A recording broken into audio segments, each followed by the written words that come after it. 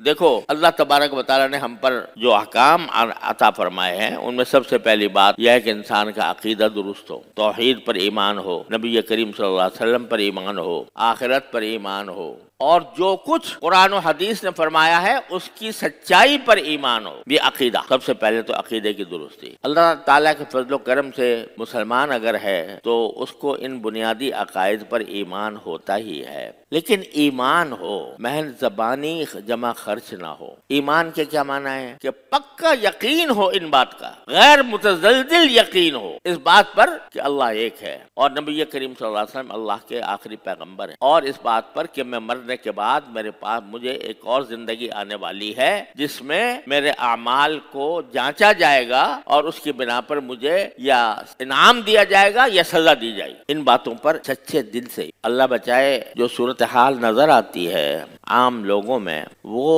اس قسم کی ہے کہ ایمان زبان سے تو ہے الحمدللہ، یہ بھی بڑی نعمت ہے، لیکن جسے پکا یقین کہتے ہیں کہ مجھے ایک دن مرنا ہے، مرنے کے بعد ایک دوسری زندگی آئے گی اور مجھے اس میں اپنے سارے اعمال کا جواب دینا ہوگا، اس کا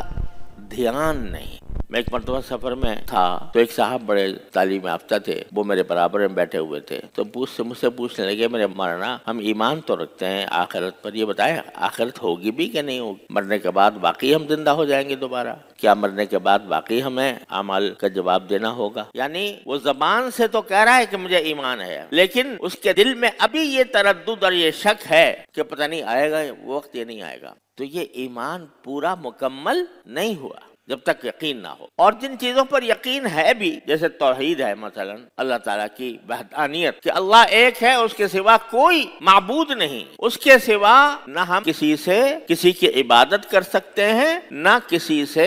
آخرت کے معاملات میں مدد مانگ سکتے ہیں۔ ایاک نعبد و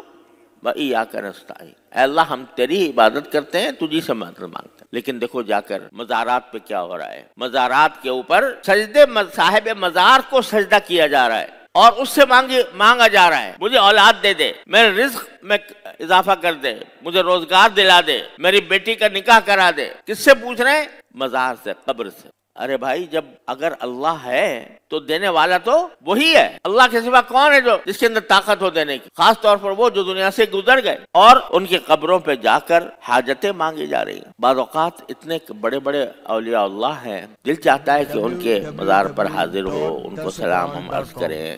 اصالہ ثواب کریں، اتنے بڑے بزرگ ہیں، لیکن جب داخل ہوتے ہیں وہاں پر تو داخل ہو کر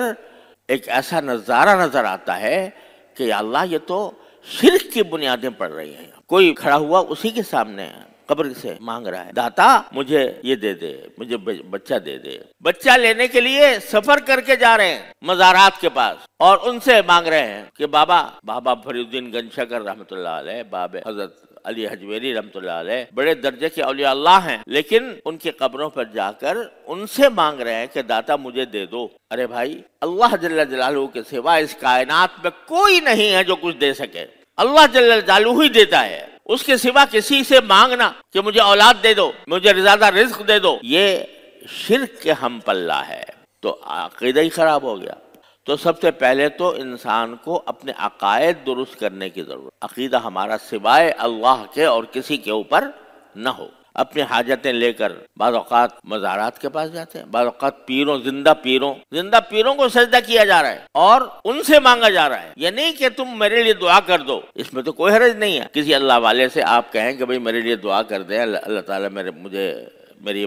یہ مشکل دور فرما دے، اس میں تو کوئی حرج نہیں، لیکن اسی پیر سے یہ کہنا کہ مجھے اولاد دے دو، اولاد دلوا دو یا دے دو، یا میں بے روزگار ہوں، میرا روزگار لگا دو، یہ شرک ہے۔ کسی بندے سے اس طرح مانگنا، کھڑے ہو کر نماز میں تو کہتے ہو ایاک نعبد و ایاک نستعین، اے اللہ ہم تیری ہی عبادت کرتے ہیں، تجھی سے مدد مانگتے ہیں، اور مدد مانگتے پھر رہے ہو اور عبادت کرتے پھر رہے ہو غیر اللہ کی۔ تو جہاں شرک ہو رہا ہو، عملی شرک ہو رہا ہو، اس پر ہم مشرک اور کافر کا فیصلہ دیں نہ دیں وہ الگ مسئلہ ہے، لیکن عملاً تو شرک ہو رہا ہے، تو یہ عملاً شرک ہو رہا ہے اور ہم سمجھتے ہیں کہ ہمارے اوپر اللہ کی رحمتیں نازل ہوں گی۔ تو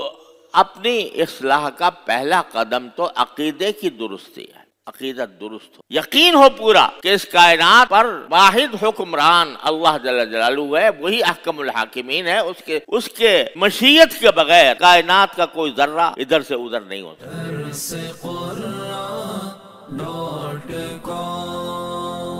www.darsequran.com